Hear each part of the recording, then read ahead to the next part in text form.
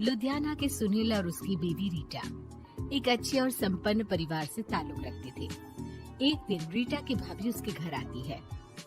रीटा, तुझे तो पता है तेरा भाई कुछ नहीं करता, ऊपर से 2 बच्चों की जिम्मेदारी, बेटी भी बड़ी हो गई है। तू तो बुआ है, कुछ मदद कर सकती है तो कर देना। कहाँ पैसे हैं भाभी, बस समझ लो किसी तरह हम लोग भी दिन काट रहे हैं। 2 ही तो कार है और मेरी बेटी भी बड़ी हो रही है। अब उसके लिए कार लेनी है तो 10 लाख का खर्चा तो लग ही जाएगा। तभी वहाँ सुनील आ जाता है। अरे शशि, क्या है, तू हमेशा पैसों के लिए परेशान क्यों रहती है? वैसे क्या जरूरत थी बेटी की शादी इतने बड़े घर में तय करने की? अरे पैसे नहीं थे तो ऐसे ही कर देती कहीं शादी। इतने बड़े होटल में क्यों कर रही है शादी? लेकिन यहाँ तो मामला शादी का है, डेट तय है। दरअसल तेरे भतीजे के पीएफ के पैसे आने हैं, पर उसमें देर हो रही है। जैसे ही पैसे आ जाएंगे मैं तेरे अकाउंट में डलवा दूंगी। ठीक है, हम लोग सोचकर बताएंगे। तभी वहाँ भतीजा आ जाता है।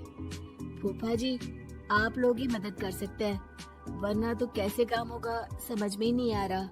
मैं वादा करता हूँ जैसे ही पैसे आ जाएंगे मैं आप लोगों को वापस कर दूंगा। हाँ भाई, ठीक है। अब देख भाई, हमारे लड़के तो सारा दिन घर पर पड़े रहते हैं, ना कमाते हैं ना कुछ कमाने की इच्छा रखते हैं। लेकिन चल, ये ले, कितने पैसे चाहिए? जी 4 लाख रुपए। ठीक है, लेकिन पैसे ध्यान से वक्त पर वापस लौटा देना। सुनील मुसीबत के वक्त बीवी के भतीजे की मदद तो कर देता है, लेकिन उन लोगों के जाने के बाद देख ले रीटा, तेरे मायके वालों ने मांगा तो दे दिया, वरना इन लोगों का मुझे कोई भरोसा नहीं है। अरे क्यों भरोसा नहीं है? इससे पहले तो कभी इन लोगों ने आपसे मदद भी नहीं ली। हाँ, ली तो नहीं, लेकिन पैसे की किल्लत ही रहती है ना इन लोगों के पास। अरे ठीक है ना, नहीं लौटा पाए तो भतीजे के ससुराल से निकाल देंगे। सुना है बड़े घर में शादी हो रही है। सुनील और रीटा पैसे तो दे देते हैं, लेकिन अगले रोज ही। हाँ भाई साले साहब, क्या हाल है? ठीक हूँ जीजा जी। क्या बात है, सालों बाद आपका फोन, जरूर कोई बात होगी, बताइए ना। अरे वो तेरी बड़ी भाभी आई थी, बेटी की शादी कर रही है ना, तो पैसे लेने के लिए मैंने दे दिए 4 लाख। सोचा भाई किसी गरीब की बेटी की शादी हो रही है, पुण्य मिल जाएगा। अच्छा किया जीजा जी, उनका बेटा बहुत मेहनती है, जल्द ही लौटा भी देगा। वहीं रीटा भी फोन करके हर किसी को पैसे देने की बात करती है। रीटा की भाभी शशि के पास उसके भाई का फोन आता है। तूने सुनील से पैसा लिया है क्या? नहीं भाई, सिर्फ बात की है, बोल तो रहा है कि दे देगा। वो लोग मदद करने वालों में से नहीं है, और मदद कर भी दे लेकिन समाज में गा गा कर हालत बुरी कर देते हैं। अब गाने दीजिए ना भाई, मैं क्या कर सकती हूँ, मेरे पास कोई ऑप्शन भी तो नहीं है। बेटी की अगले हफ्ते शादी जो है। शशि की बेटी की शादी हो जाती है, लेकिन शादी के 1 महीने बाद ही सुनील का फोन भतीजे के पास आता है। हाँ भाई, शादी तो हो गई हम लोगों की दुआ से। अब देख, ऐसा ही फायदा होता है पैसे वाले रिश्तेदार हो तो। तेरे वक्त पर हम कैसे खड़े हो गए थे, लेकिन अब पैसा लौटा दे भाई। जी, मैंने पीएफ के लिए अप्लाई कर दिया था, उसकी नोटिफिकेशंस मैं आपको भी भेज देता हूँ। मुझे लगता है 10 दिन में पैसे आ जाना चाहिए। जैसे ही पैसा आएगा मैं आपके अकाउंट में डाल दूंगा।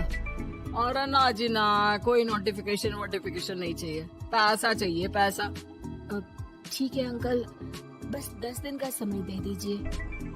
अभी हफ्ता भी पूरा नहीं होता कि भतीजे के पास उसके गांव के दूर के चाचा का फोन आता है। और अब बेटा क्या बात है, सुनील के कोई पैसे ले रखे हैं तो दे क्यों नहीं देता? हाँ चाचा जी, बात तो हुई थी, 10 दिन का वक्त मांगा है, उम्मीद है हो ही जाएगा। अरे फोन कर रहा है, रोज बता रहा था कि बेटी की शादी में मदद की थी। अब क्या है ना, भले ही शादी 10 दिन रोक देते, लेकिन सुनील से मदद नहीं लेनी चाहिए थी। याद है ना, मधु की मदद करके कितना बदनाम कर दिया था उसने पूरे घर को सोसाइटी में। हाँ चाचा जी, मैं भी यही सोच रहा था कि उन लोगों से मदद नहीं लेनी चाहिए थी। कई लोगों के फोन आ चुके हैं। वही रीटा अपनी भाभी को फोन कर देती है। क्या है भाभी, कब पैसे लौटाओगी? पता है ना ये कितना बोल रहे थे, तुम्हारे बोलने पर मैंने पैसे दिए हैं। भाभी अब तो आपके बेटे की कार बेच दो और हम लोगों के पैसे दे दो। अरे लेकिन रीटा, बात तो 3 महीने की हुई थी ना, अभी तो 2 महीने भी नहीं हुए पैसा लिए, थोड़ा तो सब्र करो। नहीं नहीं भाभी, वैसे मेरा बेटा टिक्कू आ रहा है आप लोगों के घर रहने के लिए, उसको अच्छे से खिलाना पिलाना, समझी? भाभी को समझ में नहीं आता कि वो क्या करे। वो बेटे से बात करती है। अरे माँ, इन लोगों से मदद लेकर सच में बहुत बड़ी गलती कर दी।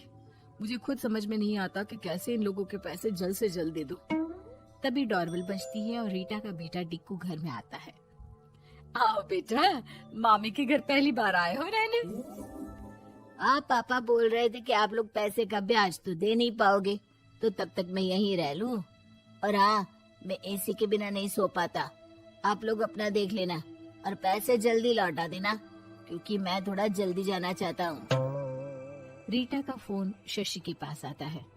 भाभी, पैसे कब तक दोगे? बेटी की विदाई के बाद शशि के घर का माहौल बिल्कुल बदल जाता है।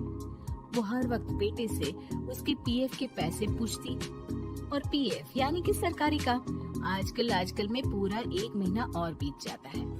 भाभी, मैं और ये अमेरिका जा रहे हैं, घूमने के लिए पैसों की बहुत जरूरत है। रीटा, मैं पूरी कोशिश कर रही हूँ कि जल्द से जल्द पैसे का इंतजाम कर दूं, लेकिन पक्का नहीं बोल सकती। तभी सुनील का फोन भतीजे के पास आता है। देख, माना 3 महीने की बात हुई थी पैसे लौटाने के लिए, लेकिन अभी मुझे पैसों की काफी जरूरत है। मैं अमेरिका जा रहा हूँ, तो पैसे मैंने किसी से ब्याज में पकड़ लिए हैं। तू हर महीने 4 लाख का 20,000 ब्याज डाल देना मेरे अकाउंट में। सुनील फोन रख देता है, लेकिन भतीजा काफी परेशान हो जाता है। वो ऑफिस से शाम को घर आता है कि माँ पूछती है, क्या हुआ बेटा? बेटा माँ को सारी बात बता देता है। माँ भगवान के सामने हाथ जोड़कर खड़ी हो जाती है और रोने लगती है कि तभी बेटे का मोबाइल पर मैसेज बजता है। माँ, पीएफ के पैसे आ गए। और वो ऑनलाइन ही सुनील के पैसे वापस कर देता है। भला हो भगवान का। लेकिन आज एक बात तो समझ में आ गई, मदद हमेशा उन लोगों से लो जो मदद के बदले आपसे मदद में दी गई रकम ही वापस लें, ना कि समाज में आपकी इज्जत।